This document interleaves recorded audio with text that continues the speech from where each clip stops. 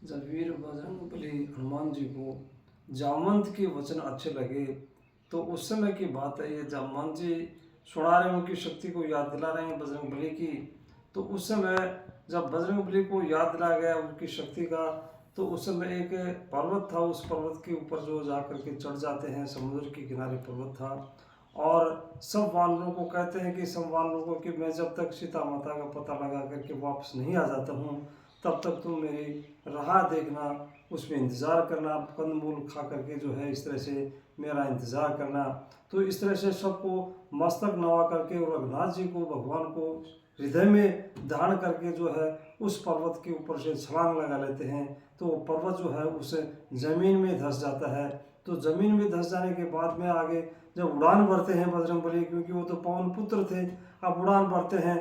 तो उस समय जो है एक समुद्र ने जो बताया था, मैन का पर्वत था, एक मैना पर्वत था। तो उस पर्वत के लिए बता रहे हैं कि भाई जो पर्वत भगवान के, जो सीता माता के पता लगाने के लिए बजरंगबली जा रहे हैं, तो आप उनका जो है कुछ देर के लिए वो आपके ऊपर विश्राम करेंगे, उनको विश्राम करने देना। तो इस तरह से वो मैना पर्वत आ जाता है। तो मैना पर्वत को हाथों से छू करके और उसको प्रणाम करके भगवान उसे बजरंगबली चले जाते हैं कि मैं जब तक भगवान का काम नहीं करता हूँ तब तक मुझे विश्राम करना नहीं है उसमें। तो वो चले जाते हैं।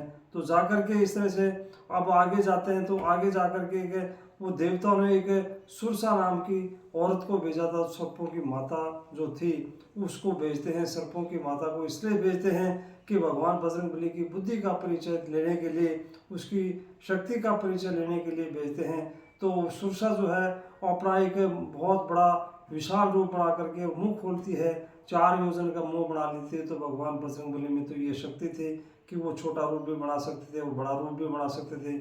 इसलिए बजरंगबली ने एक बहुत बड़ा रूप बना लिया, 4 कोस के 8 कोस का बना लिया, दुगना बना लिया। तो उस सुरसा माता ने भी जो है उसमें और बड़ा रूप बना करके और जो है 16 योजन का बना करके भगवान बजरंगबली ने 32 योजन का बना लिया, अपना चौड़ा मुंह बना करके। और फिर बाद में जो है एक सूक्ष्म रूप बना करके, एक जो मच्छर का सा रूप बना करके और उसको मुंह में से जा करके वापस लौट करके आ गए।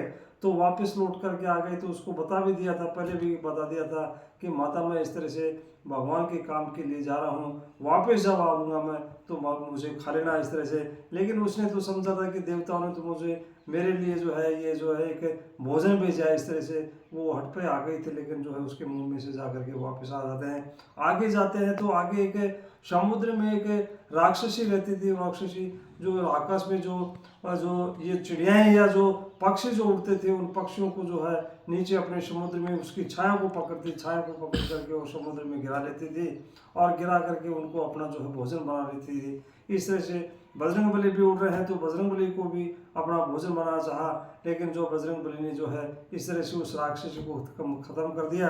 और राक्षसी को खत्म करने के बाद में आगे चले जाते हैं। तो आगे लंका में प्रवेश करने के बाद में जब वो एक पहाड़ के ऊपर चढ़ते हैं तो पहाड़ के ऊपर बहुत बड़ा नज़ारा देखते हैं कि सोने की लंका है। उसके ऊपर जो है चारों ओर जो है इसमें सोने ही सोने की जो है दीवार बनी हुई है और दीवार उसमें गेट बने हुए हैं। इस तरह से देखते हैं और बड़े बड़े राक्षस घूम रहे हैं इस तरह से, वो जो जानवरों को खा रहे हैं इस तरह से जो है उनके नज़ारा देख रहे हैं। तो नज़ारा देख करके जो है और उसमें जाते हैं तो आगे जाते हैं तो एक लंकिनी मिलती है उनको।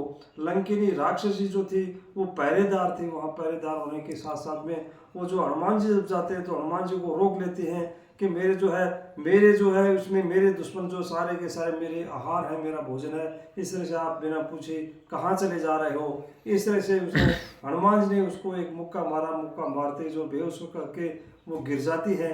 वो गिरने के बाद में जो वापस अपने आप को संभालती है, उड़ती है।